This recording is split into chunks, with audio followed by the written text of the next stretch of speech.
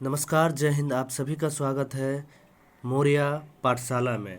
आज हम आपके सामने लाए हैं महत्वपूर्ण क्वेश्चन मौर्य काल से।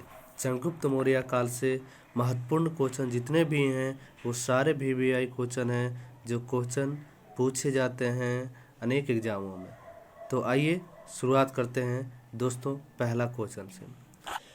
मौर्य काल की स्थापना कब हुआ? 322 ईस्वी से 185 ईस्वी तक इनका काल चला था, ये मौर्य काल। पहला क्वेश्चन इनका है, मौर्य साम्राज्य की स्थापना किसने किया? तो चंद्रगुप्त मौर्य ने किया। दूसरा, मौर्य साम्राज्य में प्रचलित मुद्रा का नाम क्या था? तो पन था। तीसरा, अशोक का उत्तराधिकारी कौन था? तो अशोक का उत्तराधिकारी कुणाल था। चौथा, मुद्रा रक्षक का लेखक कौन था? विशाखदत्त था। वह व्यक्ति कौन है जिनका नाम देवान प्रियदर्शी भी था? तो मौर्य सम्राट अशोक का नाम था। अगला क्वेश्चन, कौटिल्य या चाणक्य किसका प्रधानमंत्री था? चंद्रगुप्त मौर्य का। नेक्स्ट, कलिंग विजय के उपरांत अशोक महान ने किस धर्म को अंगीकार कर लिया था? तो वो बौद्ध धर्म को अंगीकार किया था। नेक्स्ट क्वेश्चन, चंद्रगुप्त के शासन विस्तार में किसने मुख्य रूप से मदद की? तो चाणक्य ने की थी।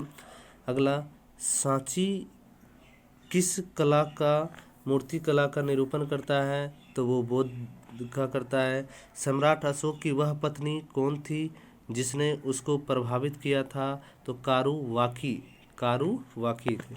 नेक्स्ट, अशोक ने अपने सभी अभिलेखों में एक रूपता से किस प्रकृति का प्रयोग किया? तो वो है मगधी।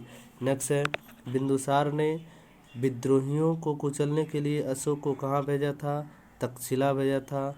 नेक्स्ट क्वेश्चन, मेगास्थनीज ने भारतीय समाज को कितने श्रेणियों में विभाजित की? तो 7 श्रेणियों में। कौटिल्य के अर्थशास्त्र में किस पहलू पर प्रकाश डाला गया है? राजनीतिक गतिविधियां या राजनीतिक नीतियों पर डाला गया है। नेक्स्ट है, नेक्स्ट क्वेश्चन, सांची का स्तूप किसने बनवाया? तो सांची का स्तूप अशोक ने बनाया। नेक्स्ट है, ज्ञान, इसमें लिखा है सांची का स्तूप का निर्माण अशोक ने करवाया था। स्थापत्य कला के दृष्टिकोण से सांची का स्तूप को सर्वश्रेष्ठ माना गया। सांची मध्य प्रदेश के रायसेन जिले में स्थित है। नेक्स्ट क्वेश्चन, पाटलिपुत्रा को किस शासक ने सर्वप्रथम अपनी राजधानी बनाई? तो वो है चंद्रगुप्त मौर्य। पाटलिपुत्रा में स्थित चंद्रगुप्त का महल मुख्यतः बना था लकड़ी का। बराबर की गुफाएं का उपयोग किसने आश्रय गृह के रूप में किया? तो आजीविकाओं ने कराया। नेक्स्ट क्वेश्चन, किस अभिलेख से यह साबित होता है कि चंद्रगुप्त का प्रभाव पश्चिम भारत तक फैला था? रुद्रदामन का जूनागढ़ अभिलेख से। नेक्स्ट है, केवल वह स्तंभ जिसमें अशोक ने स्वयं को मगध का सम्राट बताया? तो भब्रू स्तंभ अभिलेख।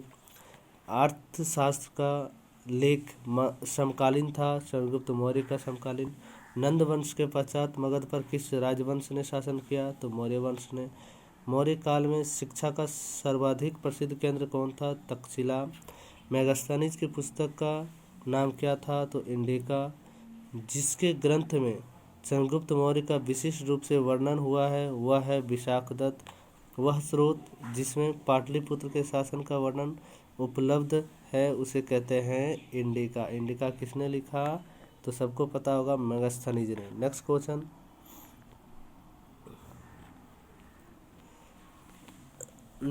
है अशोक के शिलालेखों में प्रयुक्त भाषा कौन सी है? तो वो प्राकृतिक भाषा है। नेक्स्ट है, प्रथम भारतीय साम्राज्य किसके द्वारा स्थापित किया गया? तो चंद्रगुप्त मौर्य के द्वारा। चाणक्य अपने बचपन में किस नाम से जाने जाते थे? तो विष्णुगुप्त। राज्य के सप्तांग सिद्धांत के अनुसार राज्य का 7वां अंग कौन सा था? मंत्री। किसके शासन में डिमेक्स भारत आया? तो बिंदुसार के शासन में। किस प्राचीन नगर के अवशेष कुम्हरार स्थल से प्राप्त होता है? जो पटना में है, तो पाटलिपुत्रा का। कुलंदीबाग प्राचीन स्थान था पाटलिपुत्रा का। किसने सहिष्णुता उदाहरण उदारता और करुणा के त्रिविधि आधार पर राजधर्म को स्थापन किया तो अशोक ने किया।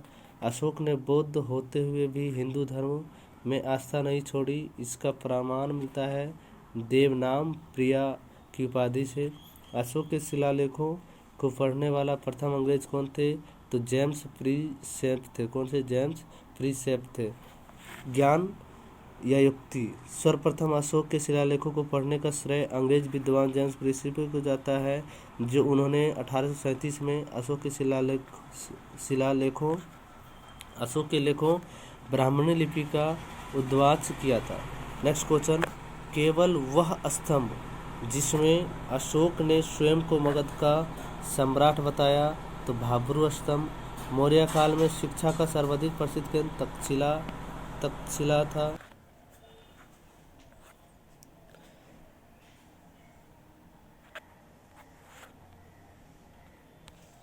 नेक्स्ट क्वेश्चन आइए देखते हैं दोस्तों, है केवल वह स्तंभ जिसमें अशोक ने स्वयं को मगध का सम्राट बताया तो भाब्रू स्तंभ में मौर्य काल में शिक्षा का प्रसिद्ध केंद्र कहाँ था? तक्षशिला था, जो अभी वर्तमान में पाकिस्तान में है। अंतिम मौर्य सम्राट कौन था? तो बृहद्रथ था। उत्तराखंड में अशोक का एक शिलालेख स्थित है जिसका नाम कालसी में स्थित है, वो कालसी में है। सांची का स्तूप किसने बनवाया? अशोक ने बनवाया। प्राचीन भारत का वह प्रसिद्ध शासक जिसने अपने जीवन के अंतिम दिनों में जैन धर्म अपनाया वो चंद्रगुप्त मौर्य हैं। कलिंग युद्ध की विजय तथा क्षत्रियों का वर्णन अशोक के किस शिलालेखों में है? तो वो शिलालेख कितना है? तो शिलालेख 13 में है। नेक्स्ट क्वेश्चन, प्रसिद्ध यूनानी राजदूत मेगास्थनीज भारत में किसके दरबार में आए थे? तो चंद्रगुप्त मौर्य के दरबार में। चंद्रगुप्त मौर्य ने सेल्यूकस को कब पराजित किया? 305 ईस्वी में, ईसा पूर्व में। भारतीय लिखने की कला नहीं जानते, यह किसकी उक्ति है? मेगास्थनीज की उक्ति है। मौर्य काल में गुप्तचरों को क्या कहा जाता था? तो गुड पुरुष कहा जाता था। अशोक का समकालीन तुरुमय कहाँ का राजा था? मिस्र का राजा था। किस ग्रंथ में शूद्रों के लिए आर्य शब्द का प्रयोग किया गया? तो अर्थशास्त्र में। कौटिल्य द्वारा रचित अर्थशास्त्र कितने अधिकारों में विभाजित है? तो 15 अधिकारों में विभाजित है। नेक्स्ट है, अशोक ने 261 ईस्वी पूर्व में कलिंग को जीतने के बाद क्या किया? तो भारी रक्तपात देखकर युद्ध की नीति को सदा के लिए त्याग दिया। धन्यवाद दोस्तों। आज मौर्य सम्राट या मौर्य एम्पायर से जितने भी क्वेश्चन थे वो हमने आपके सामने लाया, और ये बहुत महत्वपूर्ण क्वेश्चन है, इसलिए इसको एक बार देखें और